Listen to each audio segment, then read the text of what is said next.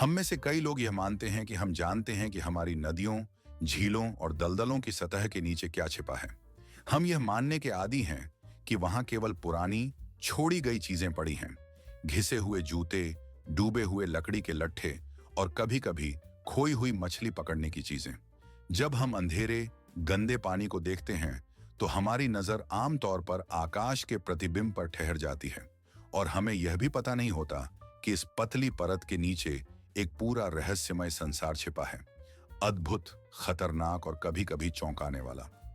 डूबे हुए शहरों की दुनिया, जिनके बारे में किंवदंतियां थीं, पानी के नीचे दबी रहस्यमय खंडहरों की दुनिया, उन प्राचीन बस्तियों की दुनिया जो लंबे समय पहले अस्तित्व में थीं, जब ऐतिहासिक युद्ध क्षेत्रों पर हजारों योद्धा भविष्य की पीढ़ियों के लिए अपनी जान देने के लिए मिले थे। उन जीवों की दुनिया जो हवा में सांस लेते हैं लेकिन पानी के नीचे रहते हैं, और विनाशकारी सुनामी द्वारा उत्पन्न रहस्यमय भूतों की दुनिया जो प्राकृतिक आपदाओं के बाद बची रहती हैं। हमें लगता है कि सभी महान खोजें पहले ही की जा चुकी हैं, कि सभी नक्शे पहले ही बनाए जा चुके हैं और सभी रहस्य पहले ही उजागर हो चुके हैं। लेकिन अगर हम आपसे कहें कि यह एक खतरनाक भ्रम है, कि सबसे अविश्वसनीय, डरावने और इतिहास को बदलने वाले अवशेष धूल भरे संग्रहालय, भंडारों में या पुरातात्विक खुदाई की गहराइयों में छिपे नहीं हैं, वे अभी आपके पास की नदी के तल पर पड़े हैं, अपने समय का इंतजार कर रहे हैं ताकि दुनिया के सामने प्रकट हो सकें। आज की कहानी साधारण कहानियों या पुरानी किंवदंतियों से भरी नहीं होगी। हम पानी के नीचे उतरने और कीचड़ भरे तल पर चलने जा रहे हैं ताकि हमारी धरती के ताजे पानी में पिछले वर्षों में की गई सबसे पागल, अजीब और चौंकाने वाली खोजों की रैंकिंग बना सकें। यह सिर्फ अद्भुत चीजों की सूची नहीं है, यह इस बात का प्रमाण है कि सबसे गहरे और रहस्यमय रहस्य अंतरिक्ष में नहीं, बल्कि हमारे पैरों के नीचे उन जलाशयों में छिपे हैं जो हमें साधारण लगते हैं। और आज हम सब कुछ अपनी जगह पर रखेंगे ताकि यह समझ सकें कि हम उस दुनिया के बारे में कितना कम जानते हैं जिसमें हम रहते हैं। हमारी कहानी के मुख्य भाग पर जाने से पहले हम आपसे थोड़ी सहायता की उम्मीद करते हैं। आपका कोई भी ध्यान, लाइक, टिप्पणी या सिर्फ जागरूकता हमारे लिए किए गए काम के लिए सबसे अच्छी सराहना होगी। इसके लिए हम आपका धन्यवाद करते हैं। और अब हम अपनी उलटी गिनती शुरू करते हैं, जो एक मजेदार, लगभग हास्यास्पद कहानी से शुरू होगी, लेकिन जिसमें गहरा अर्थ है। बात सुस्ती की है। ये असाधारण जीव लंबे समय से अविश्वसनीय धीमेपन का प्रतीक बन चुके हैं। उनका नाम आलस्य और धीमेपन का पर्याय बन गया है और हम उन्हें वृत्तचित्र फिल्मों में देखने के आदी हैं, जो उष्णकटिबंधीय जंगलों में पेड़ों की शाखाओं पर लटके रहते हैं। इतनी धीमी गति से चलते हैं कि ऐसा लगता है जैसे वे अनंत काल में जमे हुए हैं। जमीन पर उनकी अधिकतम गति लगभग 1.5 मीटर प्रति मिनट होती है और कभी-कभी इससे भी कम। वे इतने अनाड़ी और धीमे होते हैं कि उनकी ऊन पर शैवाल उग जाते हैं, जैसे वे जीवित छोटी पारिस्थितिक तंत्र बन जाते हैं। कल्पना कीजिए कि आप अमेज़न के जंगलों में नदी पर नाव चला रहे हैं और अचानक देखते हैं कि यह फूला हुआ, बहुत धीमा जीव अचानक पेड़ से नीचे उतरता है, पानी में धड़ाम से गिरता है और तैरने लगता है, और इसके साथ ही यह जमीन पर चलने की तुलना में 3 गुना तेजी से करता है। यह कोई कल्पना नहीं है। स्लॉथ वास्तव में तैरना जानते हैं और इसे कुशलता से करते हैं। उनके लंबे, शक्तिशाली सामने के पैर, जो जमीन पर अनाड़ी और धीमे लगते हैं, पानी में प्रभावी चप्पू बन जाते हैं। वे लगभग 40 मिनट तक अपनी सांस रोक सकते हैं, अपने चयापचय को बहुत कम स्तर तक धीमा कर सकते हैं, जो उन्हें उष्णकटिबंधीय जंगलों की परिस्थितियों में जीवित रहने में मदद करता है, जहां बार बार आने वाली बाढ़ जमीन को द्वीप समूह में बदल देती है, बिखरे हुए भूमि के टुकड़े जो जल मार्गों से जुड़े होते हैं। ऐसे हालात में भोजन के स्रोतों के बीच जाने का एकमात्र तरीका नदियों को पार करना है। तैरते हुए स्लॉथ को देखना ऐसा है जैसे अचानक एक कछुआ देखना। दक्षिण पूर्वी संयुक्त राज्य अमेरिका में नदियों और दलदलों के गंदे पानी में एक अद्भुत जीव छिपा हुआ है, जो ऐसा लगता है जैसे यह डायनासोर के युग से निकला हो और आज भी हमारे बीच रहता हो। यह गिफॉन कछुआ है, जिसे एलिगेटर कछुआ भी कहा जाता है। लेकिन यह सिर्फ एक बड़ा कछुआ नहीं है, यह मीठे पानी के कछुओं में एक सच्चा विशालकाय है, जो अपनी श्रेणी में पूरी दुनिया में सबसे बड़ा है। यह नदी का राक्षस 100 किलोग्राम से अधिक वजन तक पहुंच सकता है और 200 साल तक जीवित रहा सकता है, जो इसे मीठे पानी के सबसे लंबे समय तक जीवित रहने वाले निवासियों में से एक बनाता है। इसका खोल 3 शक्तिशाली हड्डी वाले कांटों की पंक्तियों से ढका हुआ इसे एक प्राचीन, लगभग काल्पनिक प्राणी का रूप देता है, जो आकार में एंकिलोसॉरस जैसा दिखता है, एक प्राचीन डायनासोर जो बख्तरबंद कवच से ढका हुआ था। इस बाहरी रूप का तत्व इसे विशेष रूप से पहचानने योग्य और प्रभावशाली बनाता है। इस कछुए की चोंच रेजर की तरह तेज और अविश्वसनीय रूप से शक्तिशाली है, जैसे हाइड्रोलिक कैंची जो आसानी से फावड़े के लकड़ी के हैंडल को काट सकती है। इसके काटने की शक्ति बड़ी सफेद शार्क के काटने की शक्ति से भी अधिक है, जो इस जीव की अविश्वसनीय शक्ति को दर्शाता है। लेकिन इसमें सबसे आश्चर्यजनक बात यह नहीं है कि इसके आकार या शक्ति, बल्कि इसका अनूठा शिकार करने का तरीका है, जिसे विकासवादी चालाकी की पराकाष्ठा कहा जा सकता है। कछुआ नदी के तल पर बिल्कुल स्थिर बैठना पसंद करता है, अपनी जबड़े को पूरी तरह से खोलकर। अंदर इसकी जीभ के सिरे पर एक छोटा चमकीला लाल कीड़ा जैसा उपांग होता है। इस उपांग को उसका गुप्त हथियार कहा जा सकता है। वह इसे हिलाता है, असली कीड़े की गति की नकल करता है, जो संभावित शिकार का ध्यान आकर्षित करता है। जब मछली पास से गुजरती है, आसान शिकार को देखकर वह अपनी आखिरी गलती करती है, जाल के बारे में बिना जाने। जैसे ही मछली पास आती है, कछुआ अपनी जबड़े को जोरदार ताकत और तेजी से बंद कर देता है, जिससे बचने का कोई मौका नहीं रहता। यह सिर्फ शिकार नहीं है, यह लाखों वर्षों के विकास द्वारा निर्मित एक पूरी तरह से परिष्कृत तंत्र है। यह कछुआ एक जीवित जाल है, जो अपने प्राकृतिक कौशल और चालाकी का उपयोग जीवित रहने के लिए करता है।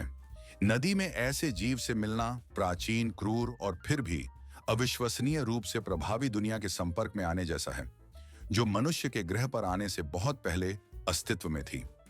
ये 2 दुर्लभ जीव, स्लॉथ और ग्रीफ टर्टल, अद्भुत जानवरों की सूची में 15वें स्थान पर हैं, क्योंकि वे विकास के 2 चरम ध्रुवों का प्रतिनिधित्व करते हैं। एक, पर्यावरण के प्रति अद्भुत अनुकूलन का उदाहरण है, जो हमारे सामान्य धारणाओं को तोड़ता है। दूसरा, एक जीवित अनुस्मारक है कि शांत नदी के पानी में अब भी प्रागैतिहासिक अतीत के राक्षस सो रहे हैं, जो लाखों साल पहले संरक्षित थे और आज के मनुष्य को आश्चर्यचकित करते हैं। इन असाधारण जीवों की कहानी में डूबकर हम समझते हैं कि नदी के पानी में सबसे अजीब खोजें हमेशा सदियों की धूल या समय की पाटिना से ढकी नहीं होती। कभी कभी वे ताजे सिलिकॉन की गंध लेते हैं और एक बिल्कुल अलग कहानी बताते हैं, मानव की असावधानी, आकस्मिक संयोग और भाग्य के अद्भुत संयोगों की। यह कहानी किसी जंगली विदेशी क्षेत्र में नहीं होती, बल्कि फॉरेस्ट काउंटी, विस्कॉन्सिन में स्थित एक शांत नदी पर होती है। 2 दोस्त, एलियट फर और जेसन फ्रैंकलिन, अपने कैनो में यात्रा पर निकलते हैं, प्रकृति की शांति और आसपास के जंगलों की शांति का आनंद लेते हुए। वे एक प्रभावशाली बीवर बांध के पास से गुजरते हैं, जो इस जीवित प्राकृतिक दुनिया का हिस्सा लगता है, और उसी समय उन्होंने शाखाओं और गाद के जाल से कुछ अजीब देखा। यह सिर्फ कोई जीव या कचरा नहीं था, यह एक मानव पैर था, बल्कि एक उच्च तकनीकी कृत्रिम अंग। कल्पना कीजिए उनका आश्चर्य जब जंगली प्रकृति के दिल में जानवरों द्वारा निर्मित संरचना में उन्होंने एक जटिल चिकित्सा उपकरण पाया। जब कृत्रिम अंग उत्कृष्ट स्थिति में पाया गया, उसके मालिकों ने घर लौटकर तुरंत महसूस किया कि उनके सामने एक असामान्य पहेली है। आधुनिक लोग जो इंटरनेट पर उत्तर खोजने के आदी हैं, ने वही किया। उन्होंने अपने स्मार्टफोन उठाए और खोज इंजन में कुछ ऐसा टाइप किया, विस्कॉन्सिन में खोया पैर का कृत्रिम अंग, और अपने आश्चर्य में लगभग तुरंत ही एक विज्ञापन पर पहुंचे, जो केवल 20 दिन पहले क्रैक्सिस्ट नामक एक साइट पर पोस्ट किया गया था। इस विज्ञापन में ग्रीन बे शहर के 40 वर्षीय निवासी मार्क वार्नर के बारे में बताया गया था, जिन्होंने अपनी कहानी साझा की। उन्होंने लिखा कि झील में मछली पकड़ते समय उनकी नाव में एक दुर्घटना हुई। उनका कैनो पलट गया और वह पानी में गिर गए। जब तक वह अपने उपकरणों और खुद को बचाने के लिए संघर्ष कर रहे थे, उनका कृत्रिम पैर प्रोस्थेसिस फिसल गया और नीचे चला गया। मार्क ने उसे कई दिनों तक खोजा, लेकिन असफल रहे। एलियट और जेसन ने इस घटना के बारे में सुनकर मार्क से संपर्क किया और कुछ समय बाद उन्हें उनकी खोई हुई संपत्ति लौटा दी। जिस जगह पर उन्होंने प्रोस्थेसिस पाया, वह उस जगह से लगभग 5 किलोमीटर नीचे की ओर थी जहां नाव पलटी थी। अपनी ईमानदारी और कर्तव्य निष्ठा के लिए युवकों को एक छोटा सा इनाम $50 मिला। यह कहानी अपनी असामान्यता और नदी के राक्षसों या डूबे हुए खजानों की मर्मस्पर्शी और रहस्यमय कथाओं के विपरीत होने के कारण हमारे रैंकिंग में 14वें स्थान पर है। इसमें कुछ भी भयानक या रहस्यमय नहीं है। ये एक स्पष्ट उदाहरण है कि कैसे प्रकृति कभी-कभी अद्भुत और मजेदार कहानियां लिखती है। यह स्थिति दिखाती है कि नदी केवल प्राचीन रहस्यों और कथाओं की संरक्षक नहीं है, बल्कि आधुनिक, कभी-कभी बेतुकी कहानियों की सहभागी भी है। मेहनती बीवर बिना जाने आकस्मिक बचावकर्ता बन गए, एक मूल्यवान वस्तु को सुरक्षित रखते हुए और यहां तक कि संचित करते हुए जो हमेशा के लिए खोई हुई वस्तु बन सकती थी। यह कहानी याद दिलाती है कि नदी के तल में मिले हर अजीब या असामान्य वस्तु के पीछे अक्सर कोई त्रासदी नहीं, बल्कि बस एक बहुत ही असफल मछली पकड़ने का दिन होता है। कभी-कभी रहस्य और पहेलियों के बजाय पानी की सतह पर एक मजेदार या यहां तक कि शिक्षाप्रद कहानी उभरती है, जो मुस्कान लाती है और जीवन के प्रति हल्के और अच्छे दृष्टिकोण के बारे में सोचने पर मजबूर करती है। और अगर हम हमारे रैंकिंग में 13वें स्थान पर आने वाली कहानी की ओर बढ़ें, तो वह बिल्कुल भी मुस्कान या अच्छे भावनाओं को नहीं जगाती। यह एक कठोर, ठंडा और मौन गवाह है एक क्रूर युग का, जो दुनिया की सबसे प्रसिद्ध नदियों में से एक, लंदन की थेम्स नदी के तल से उठाया गया था। यह नदी केवल शहर की जलधारा नहीं है, बल्कि इसकी जीवंत इतिहास है, जिसमें सभी युगों के कलाकृतियां छिपी हैं। इसके तल में सदियों से गुजरे हुए वस्तुएं पड़ी हैं, रोमन सिक्कों और प्राचीन मिट्टी के टुकड़ों से लेकर आधुनिक गैजेट्स जैसे स्मार्टफोन तक। लेकिन एक दिन ज्वार के दौरान प्राचीन अवशेषों की खोज में लगे एक लंदन के उत्साही व्यक्ति ने किनारे पर एक असामान्य गोल धातु की वस्तु देखी। शुरू में उसने सोचा कि यह पुराने जंग लगे कचरे का एक सामान्य टुकड़ा है, जो बीते वर्षों के बाद बचा है। हालांकि जब उसने उसे खींचा तो महसूस किया कि इस भारी धातु की गेंद से एक जंजीर जुड़ी हुई है। यह साधारण धातु नहीं था, बल्कि एक तोप का गोला, लेकिन वह नहीं जो सैन्य उद्देश्यों में उपयोग किया जाता है। नहीं, यह एक एल का वजन था, एक भारी धातु की वस्तु जिसे कैदी के पैर में बांध दिया जाता था ताकि उसके आंदोलन को धीमा किया जा सके और भागने को कठिन बनाया जा सके। पुरातत्वविद जिन्होंने इस खोज का अध्ययन किया, इसके संरक्षित स्थिति से चकित थे। यह वस्तु पानी में 300 से अधिक वर्षों तक पड़ी रही और थेम्स के तल में ऑक्सीजन रहित काली मिट्टी ने धातु के संरक्षण के लिए अद्वितीय परिस्थितियां बनाई, जिससे यह लगभग पूरी तरह से सुरक्षित रहा।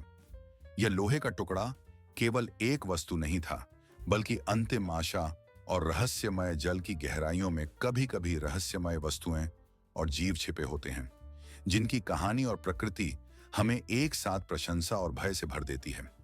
ऐसे ही एक कलाकृति जो एक व्यक्ति की दुखद नियति के बाद बची है, वह है एक असामान्य गेंद के साथ जंजीर, जो अब लंदन डॉक के संग्रहालय में प्रदर्शित है। यह खोज एक विशेष भावना उत्पन्न करती है, क्योंकि हमारे सामने केवल धातु की वस्तु नहीं है, बल्कि पीड़ा, संघर्ष और निराशा का भौतिक प्रमाण है। संभवतः यह गेंद और जंजीर कभी उस व्यक्ति की थी जो स्वतंत्र होने की कोशिश कर रहा था, लेकिन शायद जंजीर पानी के नीचे किसी चीज में फंस गई और उसकी किस्मत हमेशा के लिए अज्ञात रह गई। यह भी संभव है कि नदी उसकी कब्र बन गई, उसे गहराई में ले गई और अब यह जंजीर एक गहरे स्मारक की तरह उसकी दुखद कहानी की याद दिलाती है। हम कभी नहीं जान पाएंगे कि वह बाहर निकलने में सफल हुआ या उसकी किस्मत पहले से ही तय थी। यह कलाकृति हमारी सूची में 13वें स्थान पर इसलिए है क्योंकि यह केवल एक ऐतिहासिक अवशेष से कहीं अधिक का प्रतीक है। यह पीड़ा, आंतरिक संघर्ष और निराशा का प्रतीक बन गया है। कई खोजों के विपरीत जो धन, शक्ति या सांस्कृतिक उपलब्धियों के बारे में बताती हैं, यह वस्तु दर्द और मानव पीड़ा के बारे में बताती है। यह हमें लंदन के इतिहास के अंधेरे पक्ष की याद दिलाती है, हजारों गुमनाम कैदियों की, जिनकी किस्मत निर्दयी नदी द्वारा निगल ली गई थी, हमेशा के लिए स्मृति से गायब हो गई। ये खोजें हमें मौन कर देती हैं और स्वतंत्रता प्राप्त करने के प्रयासों के लिए चुकाई गई मानव कीमत के बारे में सोचने पर मजबूर करती हैं। वे याद दिलाती हैं कि हर ऐतिहासिक घटना के पीछे मानव किस्मत होती है, अक्सर अज्ञात और भूली हुई। हमारे रैंकिंग में 12वें स्थान पर दो प्रकार के जीव हैं जो मछली शब्द की पारंपरिक समझ को चुनौती देते हैं। ये असामान्य जलजीव विकास का जीवंत प्रमाण है कि विकास एक रैखिक प्रक्रिया नहीं है, बल्कि अप्रत्याशित मोड़ों और प्रकृति के अजीब प्रयोगों से भरी एक जटिल, उलझी हुई भूल भुलैया है। उनमें से पहला है स्नेकहेड, एक अद्भुत जीव जो दिखने में सांप की तरह अधिक लगता है बजाय एक सामान्य मछली के। इसका शरीर लंबा, पतला और पतला होता है और सिर, यह विकासवादी कल्पना की एक सच्ची कृति है जो एक सरीसृप के सिर की याद दिलाती है, लेकिन दिखावट ही इसे अनोखा नहीं बनाती। इसका मुख्य गुण है हवा में सांस लेने की क्षमता। स्नेकहेड के पास एक विशेष अंग होता है जो गिल्स के ऊपर स्थित होता है, जो एक आदिम फेफड़े की तरह होता है, जिससे वह वातावरण से सीधे ऑक्सीजन ग्रहण कर सकता है। यह असामान्य अनुकूलन इसे एक आदर्श शिकारी और जीवित रहने वाला बनाता है। वह स्थिर जलाशयों में रह सकता है जो ऑक्सीजन में गरीब होते हैं, जहां अधिकांश अन्य मछलियां मर जाती हैं, अपने लिए उपयुक्त परिस्थितियां नहीं पाती। लेकिन यह सब नहीं है। स्नेकहेड जमीन पर भी चल सकता है, अपने पूरे शरीर को मोड़ते हुए और एक जलाशय से दूसरे में रेंगते हुए महत्वपूर्ण दूरी तय करता है। इस दृश्य की कल्पना करें, एक मछली नदी से बाहर निकलती हुई, आपके लॉन पर रेंगती हुई, पड़ोसी तालाब में छिपती हुई। यह किसी काल्पनिक डरावनी फिल्म का दृश्य नहीं है, यह वास्तविकता है जो पहले से ही हमारे विश्व का हिस्सा बन चुकी है। मूल रूप से एशिया में रहने वाला स्नेकहेड संयुक्त राज्य अमेरिका में लाया गया था, जहां वह जल्दी से सबसे खतरनाक आक्रामक खतरों में से एक बन गया। यह शिकारी, अतृप्त और आक्रामक, वह सब कुछ खा जाता है जो उसके रास्ते में आता है। मछलियां, मेंढक, छोटे स्तनधारी। नई पारिस्थितिकी तंत्र में प्रवेश करते ही वह स्थानीय प्रजातियों को तुरंत नष्ट कर देता है, खाद्य श्रृंखला के शीर्ष पर कब्जा कर लेता है और प्रमुख शिकारी बन जाता है। अपने आक्रामक व्यवहार को विशेष रूप से संतानों की रक्षा करते समय प्रदर्शित करता है, जिससे वह मनुष्यों के लिए भी खतरनाक हो जाता है। यदि स्नेकहेड एक अजेय विजेता है, तो 12वें स्थान पर स्थित दूसरा प्रतिनिधि एक प्राचीन मछली लीजेंड है, एक जीवित अवशेष उस युग का जब जीवन ने भूमि पर कदम रखना शुरू किया था। इस रहस्यमय अवस्था में, जिसे एस्टिवेशन कहा जाता है, कुछ मछलियां पूरे वर्षों तक अपने आवास में पानी की वापसी की प्रतीक्षा कर सकती हैं। ऐसी मछलियां, विशेष रूप से वे जो गहरे कुएं खोदती हैं, कभी कभी अपने निवासियों को, मछलियों को जो एनाबायोसिस की स्थिति में होती हैं, गहराई में पाती हैं, जहां जमीन ठोस और पत्थर जैसी होती है। ये गहरे स्तर, जो अक्सर सतह से कई मीटर नीचे होते हैं, अद्भुत रहस्यों को छिपाते हैं। इनमें से एक अद्भुत प्रजाति लंगफिश है, न सिर्फ एक मछली बल्कि हमारे ग्रह के अतीत का एक जीवित पुल।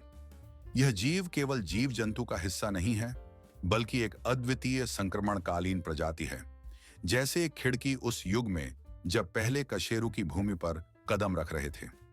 यही कारण है कि लंगफिश और स्नेकहेड 12वें स्थान पर सबसे रहस्यमय जीवों की सूची में हैं, क्योंकि वे एक साथ जीवित दुःस्वप्न और प्रकृति का एक सच्चा चमत्कार हैं। ये दोनों प्रजातियां विकासवादी प्रक्रियाओं की अद्भुत जटिलता का प्रतीक हैं और यह याद दिलाती हैं कि हमारा संसार कितना अद्भुत और बहुआयामी है। स्नेकहेड इस बात का उदाहरण है कि कैसे विकासवादी अनुकूलन एक भयंकर हथियार बन सकता है जो पूरे पारिस्थितिकी तंत्र को नष्ट कर सकता है। वहीं लंगफिश जीवन की दृढ़ता और उन असामान्य रास्तों का प्रतीक है जिनसे यह ग्रह को जीतने के लिए चली। ये दोनों प्रजातियां साबित करती हैं कि नदी केवल मछलियों का निवास स्थान नहीं है, बल्कि सबसे अविश्वसनीय विकासवादी नाटकों के लिए एक वास्तविक मंच है। पानी एक ऐसा स्थान बन जाता है जहां अद्भुत परिवर्तन होते हैं, जहां चमत्कार और दुःस्वप्न जन्म लेते हैं और जहां हर गहराई अपने रहस्यों को छुपाती है। अब तैयार हो जाइए हमारे सूची में 11वें स्थान पर स्थित अगले अद्भुत जीव के लिए। इस जीव का नाम एक मजाक या यहां तक कि एक खराब शब्द खेल की तरह लगता है, और इसका बाहरी रूप यह पुष्टि करता है कि प्रकृति के पास निश्चित रूप से हास्य की भावना है। 2018 में अंटार्कटिका के तट पर दक्षिणी महासागर की गहराई का विशेष पानी के नीचे के उपकरण से अध्ययन कर रहे वैज्ञानिकों को कुछ इतना अजीब मिला कि उन्हें चकित कर दिया। उनके कैमरे में एक अर्ध पारदर्शी जेली जैसा जीव आया जो पानी के भीतर धीरे धीरे तैर रहा था। इस जीव के पास न तो सिर था, न आंखें, न मुंह। यह केवल अपने पतले झिल्ली नुमा पंखों को संकुचित करके तैर रहा था। इस जीव का आधिकारिक नाम एनिप्नेस्टेक्सिमा है, लेकिन वैज्ञानिकों और प्रकृति प्रेमियों के बीच इसे जल्दी ही एक सरल और अभिव्यक्तिपूर्ण उपनाम मिला, बिना सिर का चिकन मॉन्स्टर। वास्तव में यह गालातुरियों का एक प्रतिनिधि है, समुद्री खीरा, लेकिन वह आलसी और सॉसेज जैसे प्रकार का नहीं, जिसे हम समुद्र और महासागरों के तल पर देखने के आदी हैं। इस प्रजाति ने गहराई या पेलाजिक जीवन को अपनाने के लिए विकास किया है, यानी बहुत गहरी गहराई पर जीवन। उसने तैरना और अपने जीवन का अधिकांश हिस्सा 3 किलोमीटर तक की गहराई में पूर्ण अंधकार में मंडराने की स्थिति में बिताना सीख लिया है, जहां दबाव स्टील को भी कुचल सकता है। वह नीचे जाकर अपने टेंटिकल्स से गाद को उठाकर खाता है और फिर शिकारियों से बचने के लिए पानी की गहराई में वापस उठ जाता है। उसका अर्ध पारदर्शी शरीर उसे गहराई के अंधेरे में कम दिखाई देने में मदद करता है, जिससे वह आंखों के लिए लगभग अदृश्य हो जाता है।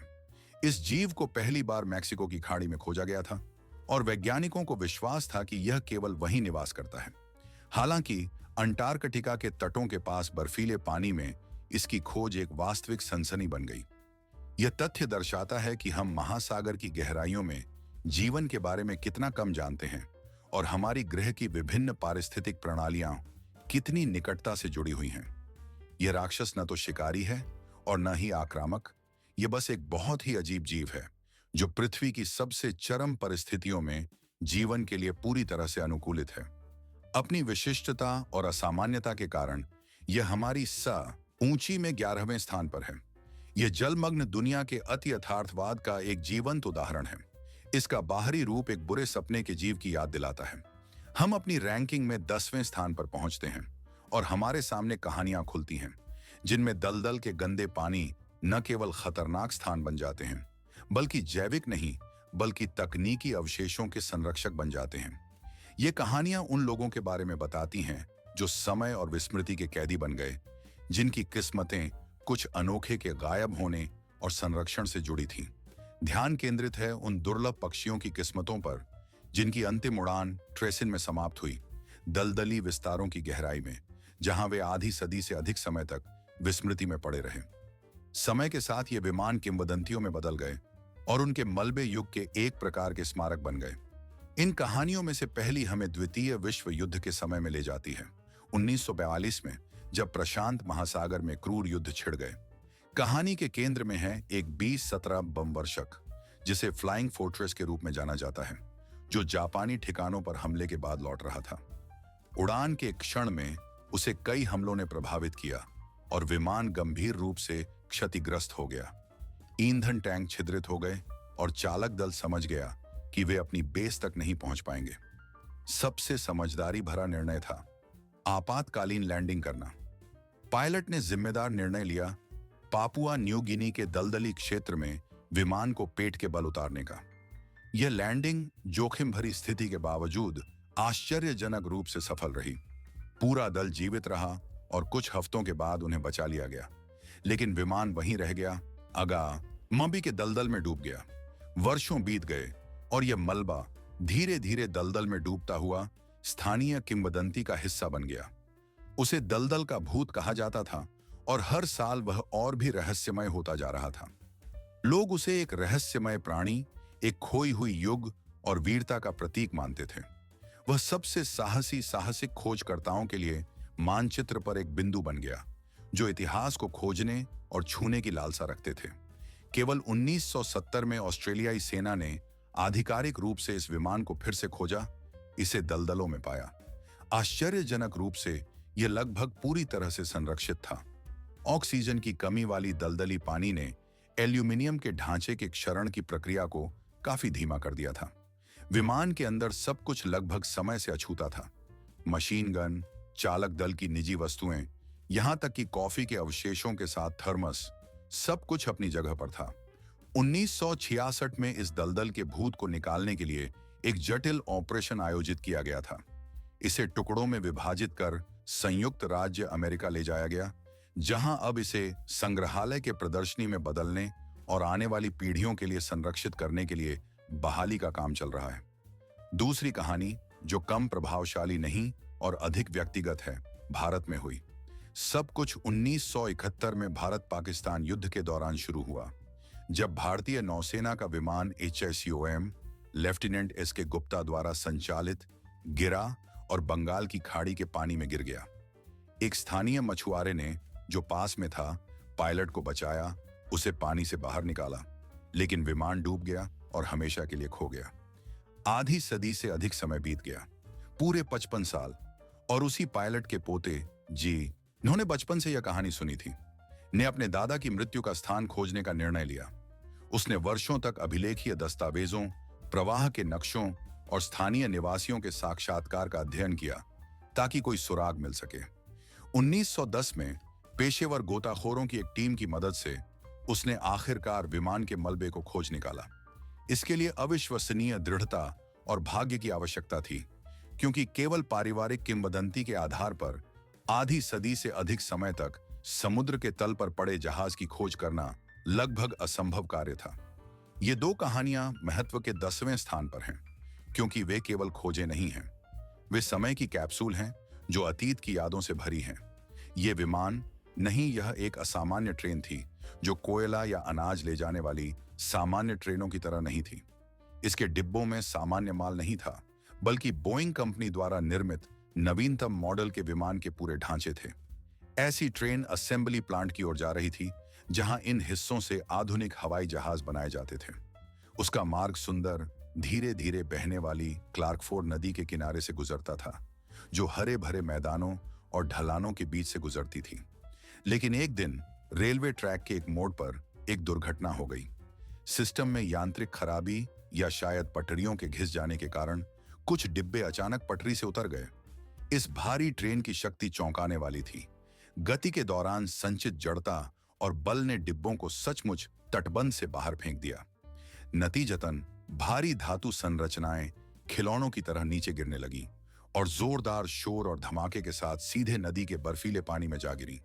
बचाव कर्मियों के सामने जो दृश्य था, वह असाधारण ऊप से अति यथार्थवादी और साथ ही भयावह था।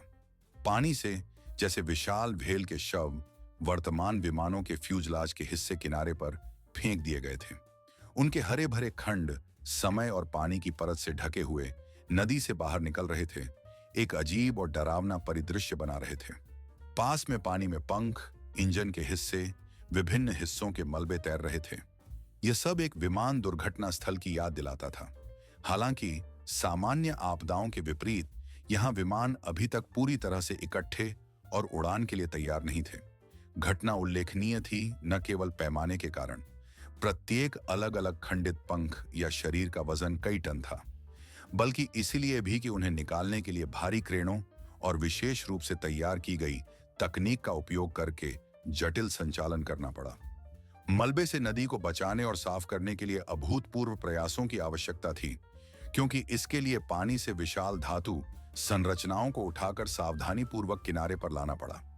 सौभाग्य से मानवीय जीवन में कोई त्रासदी नहीं हुई, क्योंकि जिस क्षेत्र में दुर्घटना हुई थी वह कम आबादी वाला था और लोगों के लिए खतरा नहीं था। हालांकि इस घटना ने रेलवे यातायात में गंभीर व्यवधान पैदा कर दिया और इस तरह के विशाल और महंगे माल के परिवहन की सुरक्षा पर सवाल खड़ा कर दिया। और यह कहानी सबसे उज्जवल और शिक्षाप्रद घटनाओं की सूची में 9वें स्थान पर है, क्योंकि यह स्पष्ट रूप से दिखाती है कि हमारी उच्च तकनीक वाली सभ्यता कितनी नाजुक है। हम विशाल विमान बनाते हैं जो कुछ ही घंटों में महासागरों को पार कर सकते हैं, लेकिन एक ही दोषपूर्ण बियरिंग एक डिब्बे में तबाही का कारण बन सकता है, इन मशीनों को बर्फीली नदी के तल पर भेज सकता है।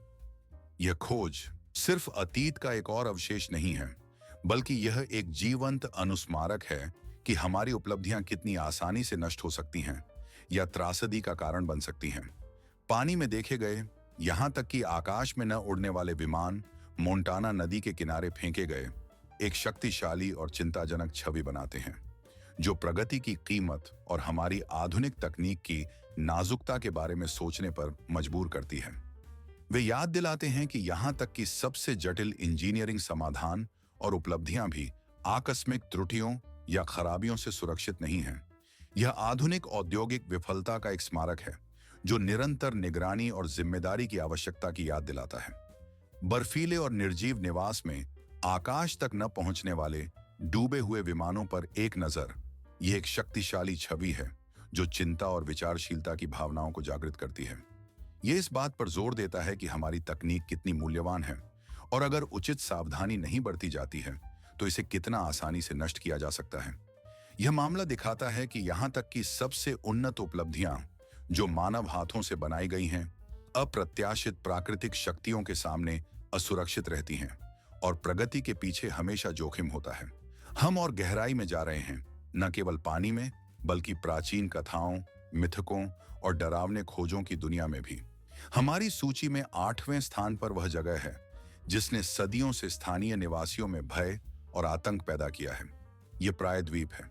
वहां पाए गए कई अवशेषों की असामान्य, लंबी और खिंची हुई आकृति थी। ये अजीब खोपड़ियां एक प्राचीन प्रथा का परिणाम थीं, जिसे खोपड़ी की कृत्रिम विकृति के रूप में जाना जाता था, जिसे कुछ प्राचीन संस्कृतियों ने अपनाया था। शिशुओं के जन्म के तुरंत बाद उनके सिर को कसकर बांधा जाता था ताकि उनकी खोपड़ी एक विशेष दिशा में बढ़े। इस प्रक्रिया को उच्च स्थिति का प्रतीक माना जाता था और यह धार्मिक या सामाजिक अनुष्ठानों से जुड़ी होती थी। लोगों का मानना था कि ऐसी विकृतियां उनके धारकों को विशेष दर्जा देती थीं, उन्हें अधिक महत्वपूर्ण या देवताओं के करीब बनाती थीं। लेकिन सवाल उठता है, इतने सारे लोग, जिनमें विकृत खोपड़ियां भी शामिल हैं, इस रहस्यमय गुफा के तल में क्यों पाए गए? क्या वे शिबाल्बा जैसे प्राचीन देवताओं के शिकार थे, या यह समाज के उच्च वर्गों के लिए एक दफन स्थान था? या शायद ये लोग किसी भयानक आपदा, सूखा या युद्ध से बचने के लिए यहां छिपे थे और फंस कर मारे गए? इस गुफा की खोज करना बहुत खतरनाक और जोखिम भरा काम है। इसके कुछ सुरंगें इतनी संकरी और टेढ़ी मेढ़ी हैं कि अनुभवी खोजकर्ता भी, जैसे गोताखोर, ऑक्सीजन सिलेंडरों के साथ उनमें से मुश्किल से गुजर पाते हैं। कोई भी लापरवाह हरकत, घबराहट या गलत निर्णय और गुफा उनकी कब्र बन सकती है। यह खोज 8वें स्थान पर इसलिए है क्योंकि यह विज्ञान, रहस्यवाद और चरम साहसिक कार्य के किनारे पर स्थित है। यह सिर्फ एक पुरातात्विक स्मारक नहीं है, यह वास्तव में एक अन्य दुनिया का द्वार है। प्राचीन विश्वासों, क्रूर अनुष्ठानों और छिपी हुई रहस्यों की दुनिया। किंवदंतियां सच साबित हुईं। गुफा वास्तव में एक द्वार के रूप में कार्य करती थी, लेकिन देवताओं की दुनिया में नहीं, बल्कि अतीत में, जो कहीं अधिक अंधकारमय और रहस्यमय था जितना कि सोचा गया था। यह द्वार एक युग की ओर दरवाजा खोलता है, जो क्रूरता और अजीब घटनाओं से भरा हुआ है और हमारे सामने सदियों से छिपे रहस्यों को प्रकट करता है। यह कहा जा सकता है कि यह खोज कुछ खास है क्योंकि यह हमें एक अन्य आयाम में ले जाती है, जहां प्राचीन धर्म और क्रूर अनुष्ठान शासन करते थे। इस स्थान पर मिथक और वास्तविकता मिलते हैं और हर खोज और भी अधिक प्रश्न उठाती है। महान खोजों में 7वें स्थान पर एक अन्य, अधिक आधुनिक और चिंताजनक तथ्य है। यह कोई प्राचीन कलाकृति या पौराणिक राक्षस नहीं है, बल्कि एक अदृश्य, मूक और बहुत खतरनाक युग का भूत है, जिसने एक जहरीली छाया की तरह पूरी नदी को प्रदूषित कर दिया है। यह भूत आधुनिक खतरे का प्रतीक है, जो प्रगति और विज्ञान के मुखौटे के पीछे छिपा हुआ है। इसके निशान हमें वॉशिंगटन राज्य में कोलंबिया नदी के तट पर मिले, जहां प्रसिद्ध हैनफोर्ड परिसर स्थित है। इस स्थान को पश्चिमी गोलार्ध के सबसे रेडियोधर्मी और खतरनाक स्थानों में से एक माना जाता है। द्वितीय विश्व युद्ध के दौरान यहां एक गुप्त परियोजना के तहत प्लूटोनियम उत्पादन के लिए एक विशाल कारखाना बनाया गया था। वह पदार्थ जो परमाणु बमों का हृदय बन गया। यही प्लूटोनियम नागासाकी पर गिराए गए फैट मैन बम के कोर के लिए इस्तेमाल किया गया था। यह स्थान जानबूझकर चुना गया था। यह आबादी वाले क्षेत्रों से दूर था और पास में कोलंबिया नदी बहती थी, जिसका पानी परमाणु रिएक्टरों को ठंडा करने के लिए महत्वपूर्ण था। 1940 से 1980 के दशक तक हैनफोर्ड में अमेरिकी परमाणु शस्त्रागार के लिए प्लूटोनियम का उत्पादन किया गया। हालांकि इस प्रक्रिया के भयानक दुष्प्रभाव थे। इसने बड़ी मात्रा में रेडियोधर्मी कचरा उत्पन्न किया, जिसे निपटाना आवश्यक था। लाखों लीटर विषैले तरल पदार्थ विशाल भूमिगत टैंकों में संग्रहित किए गए थे, जो विशेष रूप से इस उद्देश्य के लिए बनाए गए थे। समय के साथ भंडारण प्रणाली की खामियों और जंग के कारण इनमें से कई टैंक लीक होने लगे। रेडियोधर्मी पदार्थ जैसे प्लूटोनियम, स्ट्रोंशियम 90 और सीजियम 137 मिट्टी और भूजल में रिसने लगे और फिर कोलंबिया नदी में पहुंच गए। यह कहानी सबसे महत्वपूर्ण और शिक्षाप्रद घटनाओं की सूची में 7वें स्थान पर है, क्योंकि यह मानव प्रकृति के उस पक्ष की याद दिलाती है जो अक्सर छाया में रहता है, गैर जिम्मेदारी और वैज्ञानिक प्रगति के अंधेरे पहलू। कोलंबिया नदी, जो हमारी दुनिया से होकर बहती है, प्राचीन कथाओं या भूली हुई सभ्यताओं को नहीं, बल्कि शीत युद्ध की एक मर्मस्पर्शी विरासत को संजोए हुए है। एक युग जब मानवता आत्मविनाश के कगार पर थी और यह कगार किसी भी क्षण गायब हो सकता था। यह खोज इस बात का चिंताजनक प्रमाण है कि सबसे भयानक राक्षस वे नहीं हैं जो अंधेरे गहराइयों में छिपे हैं, बल्कि वे हैं जिन्हें हम अपने हाथों से बनाते हैं। और यदि प्राचीन अभिशाप अक्सर केवल कथाएं और मिथक थे, तो आधुनिक अभिशाप, जो मानव क्रोध और गैर जिम्मेदारी से उत्पन्न हुआ है, उसका एक निश्चित अर्ध जीवन है। इसे हजारों वर्षों में मापा जाता है और इसके परिणाम आज भी हम पर प्रभाव डालते हैं। अब हम इस सूची में 6ठे स्थान पर पहुंचते हैं, क्योंकि यह खोज आधुनिक मानवता के इतिहास में सबसे अद्भुत और महत्वपूर्ण पुरातात्विक खोजों में से एक है। यह हमारे प्रागैतिहासिक यूरोप के जीवन और संस्कृति के बारे में हमारी धारणाओं को पूरी तरह से उलट देती है, हमें लंबे समय से स्थापित दृष्टिकोणों पर पुनर्विचार करने के लिए मजबूर करती है। 1996 में जर्मनी के उत्तर में स्थित टालेंजा नदी की घाटी में एक वास्तव में सनसनीखेज खोज हुई। एक शौकिया पुरातत्वविद जो गलती से एक खड़ी किनारे पर एक मानव कंधे की हड्डी पर ठोकर खा गया था, जिसमें एक चकमक पत्थर का तीर का सिरा था, इस रहस्यमय भूमि के टुकड़े के पहले गवाह बने। यह खोज दिलचस्प थी, लेकिन यह केवल एक संयोग लग रही थी। हालांकि जब अधिक गहन और व्यवस्थित खुदाई शुरू हुई तो सब कुछ बदल गया। जब वैज्ञानिकों ने क्षेत्र की खुदाई की तो उन्होंने पाया कि नदी का तल और किनारे कई किलोमीटर तक मानव हड्डियों, हथियारों और घोड़ों के अवशेषों से भरे हुए थे। यह सब अतीत की एक व्यापक त्रासदी का प्रमाण था। रेडियोकार्बन विश्लेषण से पता चला कि ये सभी अवशेष एक ही समय के हैं, लगभग 12वीं शताब्दी ईसा पूर्व कांस या युग। और जो विशेष रूप से चौंकाने वाला था, ये केवल आकस्मिक दफन या बिखरे हुए अवशेष नहीं थे।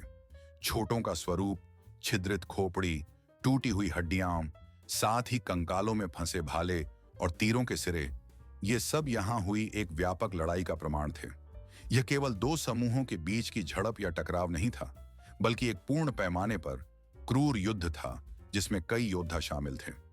आज तक पुरातत्वविदों ने 100 से अधिक लोगों के अवशेष खोजे हैं, मुख्य रूप से युवा पुरुष, साथ ही 5 घोड़े और हजारों कलाकृतियां, जिनमें कांस्य तलवारें, भाले, तीर और यहां तक कि लकड़ी की गदा शामिल हैं, जो आधुनिक बेसबॉल के हथियार की तरह दिखती हैं। लेकिन सबसे चौंकाने वाली बात इस घटना का पैमाना है। वैज्ञानिकों का मानना है कि मिली हुई सामग्री पूरे युद्ध का केवल एक छोटा हिस्सा है। उनके अनुमान के अनुसार इस लड़ाई में 4000 तक योद्धा शामिल हो सकते थे। यह खोज यूरोपीय प्राचीनता में बड़े पैमाने पर और संगठित युद्ध का सबसे प्रारंभिक दस्तावेजी प्रमाण है। इससे पहले वैज्ञानिक मानते थे कि कांस्य युग का समाज अपेक्षाकृत शांतिपूर्ण था और संघर्ष छोटे छापे और झगड़ों तक सीमित थे। हालांकि टालेंजा घाटी की यह दुखद लड़ाई इन धारणाओं को पूरी तरह से खारिज करती है। यह साबित करती है कि उस समय के लोग बड़े पैमाने पर और खूनी लड़ाइयां कर सकते थे, जो बाद की प्रसिद्ध लड़ाइयों के समान थीं। क्या यह समझा जा सकता था कि ये लोग कौन थे? उन्होंने लड़ाई क्यों की? इस रक्तपात का कारण क्या था? प्रतिभागियों के दांतों से लिए गए आइसोटोप विश्लेषण से पता चला कि उनमें से कई बाहरी थे, जो दूर से आए थे, संभवतः दक्षिण यूरोपीय क्षेत्रों से। क्या यह दो सेनाओं के बीच का टकराव था या नदी पार करने वाले व्यापारिक कारवां पर हमला? इसके बारे में हम अफसोस नहीं कह सकते। सदियां बीत चुकी हैं जब से ये स्थान धरती से गायब हो गए, अपने पीछे केवल रहस्यमयी खंडहर छोड़ गए जो समुद्र की गहराई में डूबे हुए हैं। ये डूबे हुए शहर प्राचीन रहस्यों के वास्तविक भंडार हैं, जो पानी की सतह के नीचे छिपे हुए हैं, और उनकी कहानी साहसिक खोजकर्ताओं और वैज्ञानिकों के मन को उत्तेजित करती रहती है। ऐसे स्थानों में से एक सबसे प्रसिद्ध स्थान ग्रीस के तट पर स्थित पावलपेट्री शहर माना जाता है। इसकी खोज पिछली शताब्दी के 60 के दशक में हुई थी और तब से इसे भूमध्य सागर में सबसे प्राचीन डूबे हुए बस्तियों में से एक माना जाता है। यह स्थान न केवल अपनी उम्र की मूल्यवानता के कारण आकर्षित करता है, बल्कि इसलिए भी कि इसके खंडहर पहले की अपेक्षा कहीं अधिक विस्तृत और अनोखे निकले।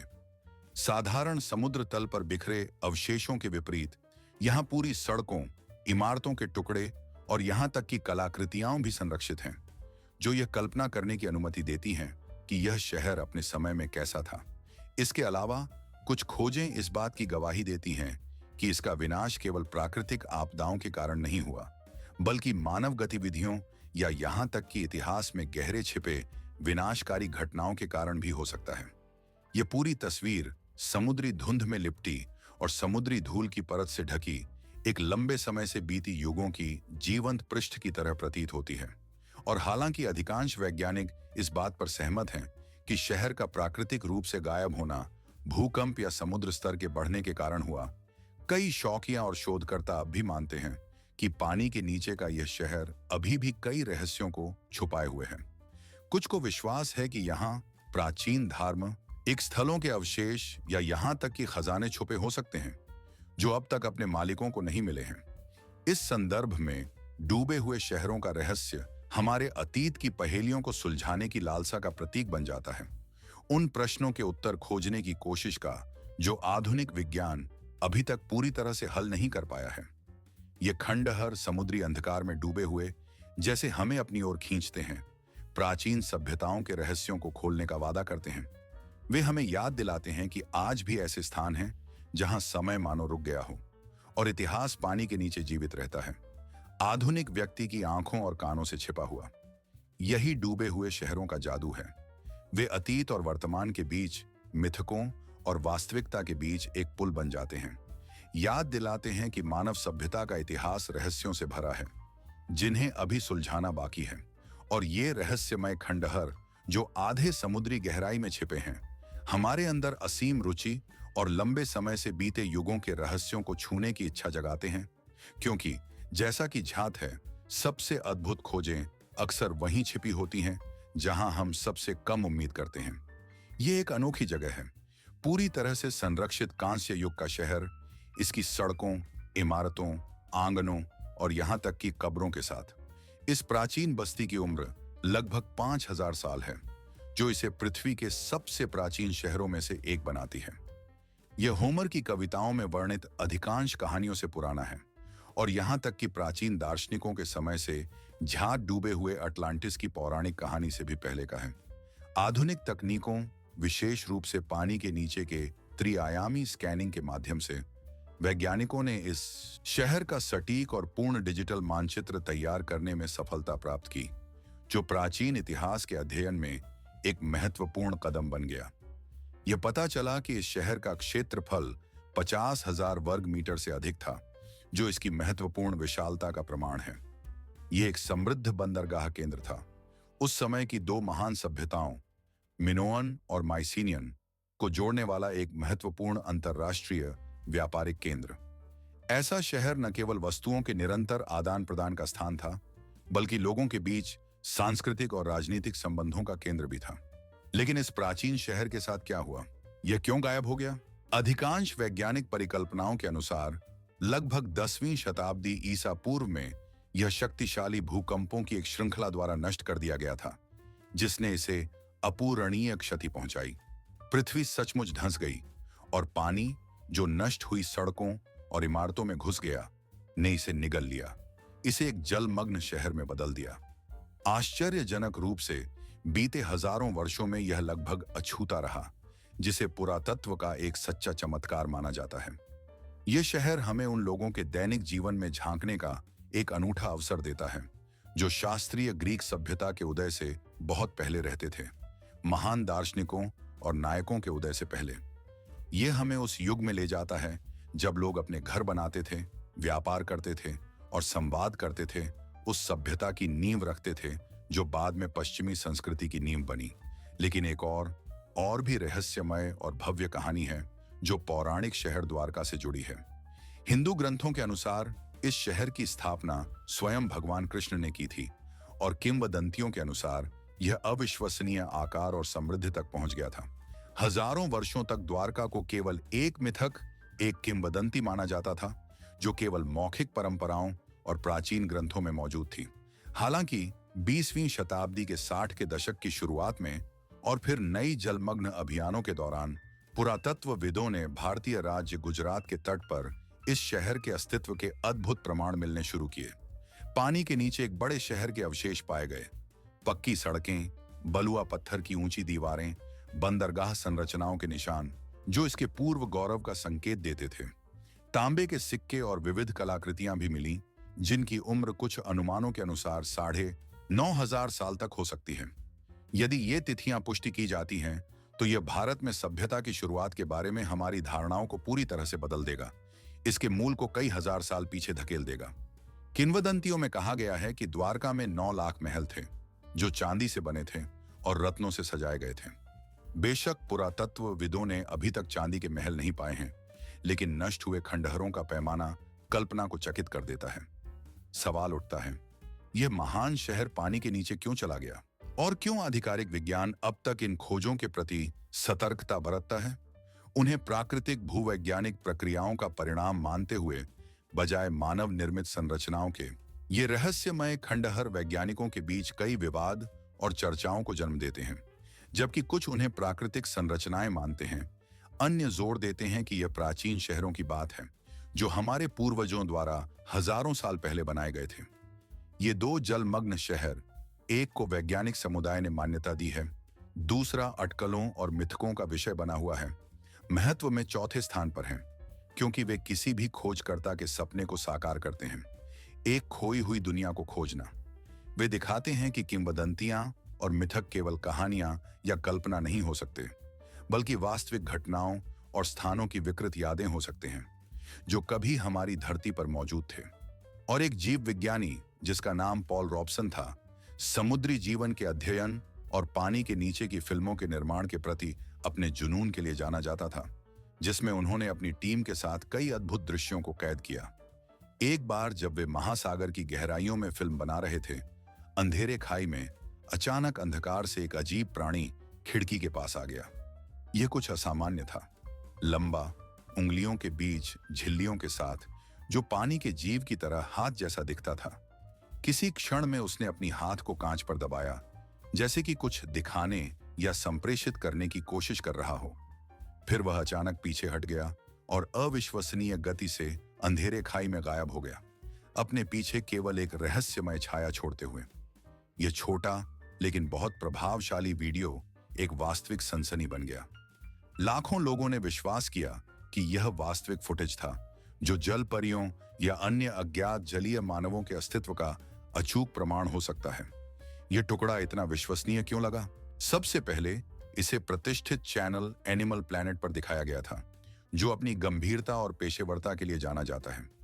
दूसरे, फिल्म में दावा किया गया था कि इतनी गहराई पर पानी का दबाव इतना अधिक होता है कि एक व्यक्ति गोताखोर सूट में वहां नहीं रह सकता। इससे यह संभावना समाप्त हो गई कि पर्दे के पीछे कोई मजाकिया या पेशेवर गोताखोर दर्शकों को धोखा देने की कोशिश कर रहा था।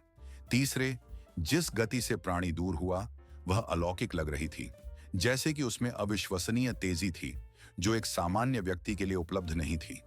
यह सब इतनी विश्वसनीयता और पेशेवरता के साथ बनाया गया था कि कई लोग इसे वास्तविक मानने लगे।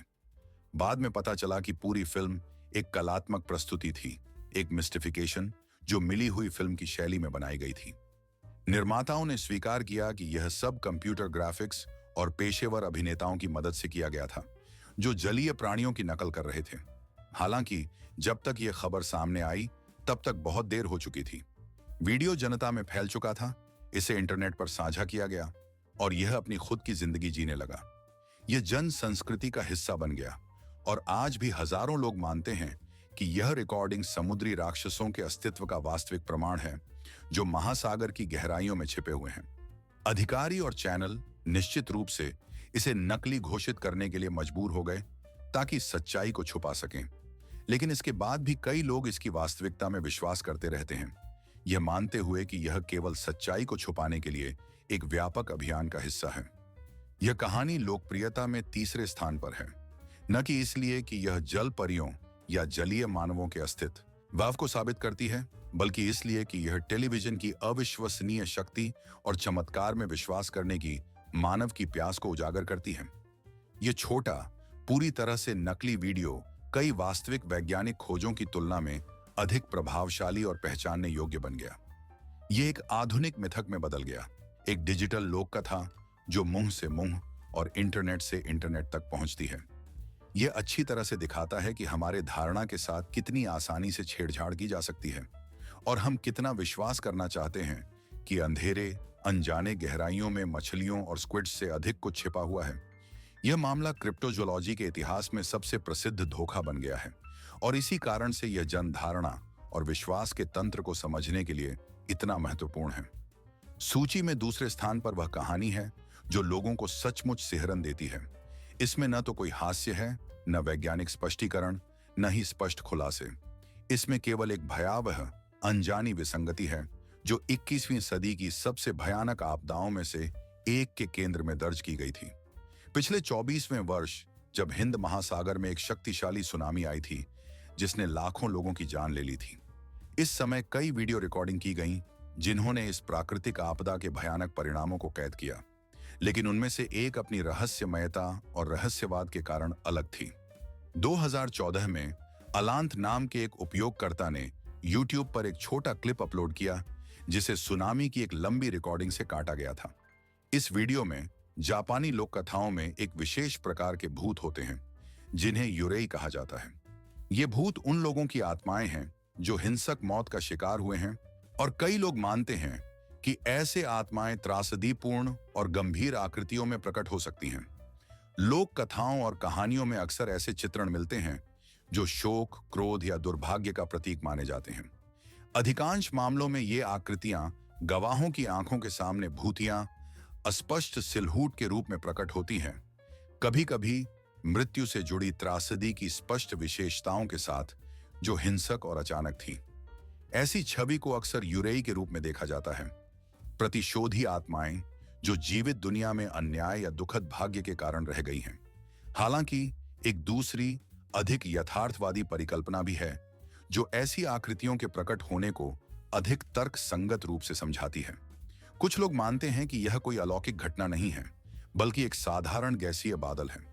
उदाहरण के लिए, एक क्षतिग्रस्त कार के ईंधन टैंक या गैस सिलेंडर से, जिनसे अचानक गैस का प्रवाह निकल सकता है। यह गैस कुछ परिस्थितियों में कुछ गतिशील और आकृति धारण करने वाली चीज की तरह दिख सकती है।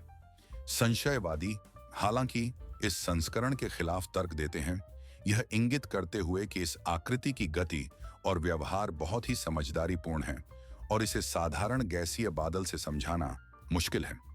वे बताते हैं कि आकृति दिशा बदलती है, मानो आसपास की वस्तुओं को पकड़ने की कोशिश कर रही हो, जैसे कि कुछ का पीछा कर रही हो। ऐसा व्यवहार भौतिकी और गैसों की प्रकृति के दृष्टिकोण से समझाना कठिन है और इसलिए कई लोग इस बात की ओर झुकते हैं कि यह कुछ और ही है, संभवतः एक रहस्यमय दृष्टिभ्रम या असामान्य दृष्टि प्रभाव। तीसरी परिकल्पना हमें पौराणिक कथाओं के क्षेत्र में ले जाती है। कुछ लोग मानते हैं कि हमारे सामने जापानी लोक कथाओं का एक समुद्री जीव है जिसे निन्गेन कहा जाता है। यह एक पौराणिक जीव है जो एक मानवाकृति क्रिप्टिड जैसा दिखता है, जो कथाओं के अनुसार अंटार्कटिका के बर्फीले जल में रहता है। इसे सफेद रंग का, मानव जैसी अंगों वाला बताया गया है, जो किसी तरह से एक शक्तिशाली सुनामी के बाद किनारे पर आ सकता था। कुछ लोग मानते हैं कि ऐसी ही एक सुनामी ने इन रहस्यमय जीवों में से एक को किनारे पर ला दिया होगा, जिससे नई किंवदंतियों और कहानियों का जन्म हुआ होगा। लेकिन निस्संदेह यह संस्करण सबसे काल्पनिक है, क्योंकि यह समुद्री मानवों के अस्तित्व में विश्वास की मांग करता है, जिन्हें अब तक किसी ने नहीं देखा और न ही पुष्टि की है। इस वीडियो में सबसे डरावनी बात इसका संदर्भ है। यह सिर्फ एक सामान्य दिन में अजीब आकृति का आकस्मिक प्रकट होना नहीं है, बल्कि एक घटना है जो जनसंहार और विनाश के समय उत्पन्न हुई। कई लोगों के अनुसार ऐसे ही क्षणों में सबसे रहस्यमय और अज्ञेय घटनाएं होती हैं। यह आकृति को विशेष रूप से भयावह अर्थ देता है, मानो यह आपदा, शोक और मृत्यु का प्रतीक हो। हम निश्चित रूप से नहीं कह सकते कि यह क्या है। शायद यह सिर्फ एक दृष्टिभ्रम, फिल्म की खामी या बस असामान्य संयोग है। लेकिन इन सब के बावजूद पिछले वर्षों में शूट किए गए कई रहस्यमय वीडियो में से यह अपनी चिंता और रहस्यमय तनाव के स्तर पर एक विशेष स्थान रखता है। यह अपनी वास्तविकता को साबित करने की कोशिश नहीं करता, न ही विश्वसनीयता पर विवाद उत्पन्न करता है। यह बस मौजूद है, अजीब, डरावना और अज्ञेय घटना जो अराजकता, दर्द और त्रासदी से उत्पन्न हुई है और अब भी हमारी दुनिया को समझने की हमारी क्षमता पर विवाद और संदेह उत्पन्न करती है।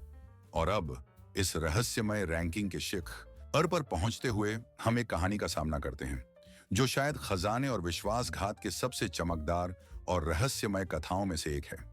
इस कहानी के केंद्र में वह संपत्ति है जो 300 से अधिक वर्षों तक नदी के तल में पड़ी रही और उसके मालिकों की नाटकीय किस्मत।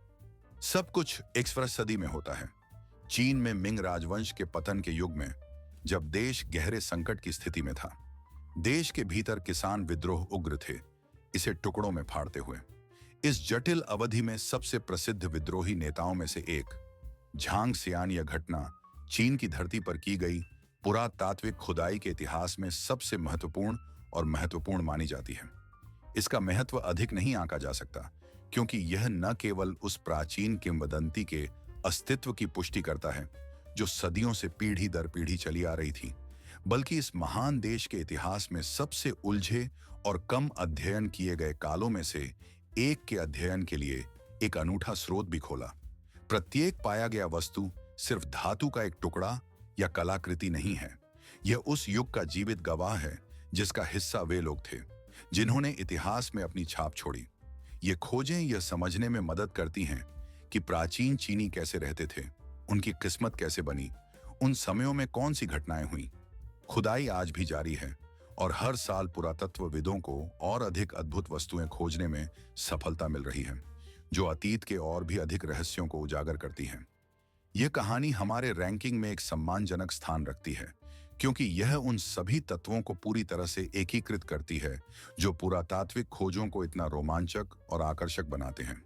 इसमें सब कुछ है, युद्धों और विश्वासघात की वीर गाथा, खोए वे खजाने जिनकी मूल्य आज के मानकों के अनुसार पूरे राज्यों की संपत्ति के बराबर हो सकती है, और एक ऐसी किंवदंती जो असंभव लगती थी लेकिन सच साबित हुई, एक रहस्यमय कहानी जो आधुनिक वैज्ञानिक उपलब्धियों के कारण जीवंत हो गई। वैज्ञानिकों और पुरातत्वविदों के प्रयासों के कारण वह खोजा जा सका जो लंबे समय से हमेशा के लिए खोया हुआ माना जाता था। अद्वितीय वस्तुएं जो पिछले युगों के रहस्यों को अपने भीतर समेटे हुए हैं। ये खोजें सिर्फ कुछ सिक्कों या बेतरतीब वस्तुओं का ढेर नहीं है, यह एक राष्ट्रीय खजाना है जो नदी के तल से उठाया गया है, जो इस बात का जीवंत प्रमाण बन गया है कि कभी-कभी सबसे अविश्वसनीय कहानियां जो परियों की कहानियों जैसी लगती थीं, वास्तव में गाद और रेत की परत के नीचे छिपी होती हैं, अपने समय की प्रतीक्षा करती हैं ताकि फिर से जीवन पा सकें। ऐसे खुलासों के बाद गंदी नदी के पानी को पहले की तरह देखना मुश्किल हो जाता है, क्योंकि यह एक रहस्य और चमत्कार का प्रतीक बन जाता है जो अपने भीतर अतीत की संपत्ति को समेटे हुए है। उन सभी का बहुत बहुत धन्यवाद जिन्होंने इस कहानी को अंत तक देखा। आपका समर्थन, आपका ध्यान हमारे लिए बहुत महत्वपूर्ण है, क्योंकि आपके कारण ही हम ऐसी अद्भुत कहानियों को साझा करना जारी रख सकते हैं। आपके भागीदारी के महत्व पर ध्यान देना न भूलें। आपके लाइक और सब्सक्रिप्शन हमें बढ़ने और विकसित होने में मदद करते हैं, और निश्चित रूप से हम अनुशंसा करते हैं कि आप घंटी को दबाना न भूलें, ताकि आप नवीनतम समाचारों से हमेशा अवगत रहें और हमारे नए एपिसोड को न चूकें, जो दिलचस्प खोजों और आकर्षक कहानियों से भरे हुए हैं।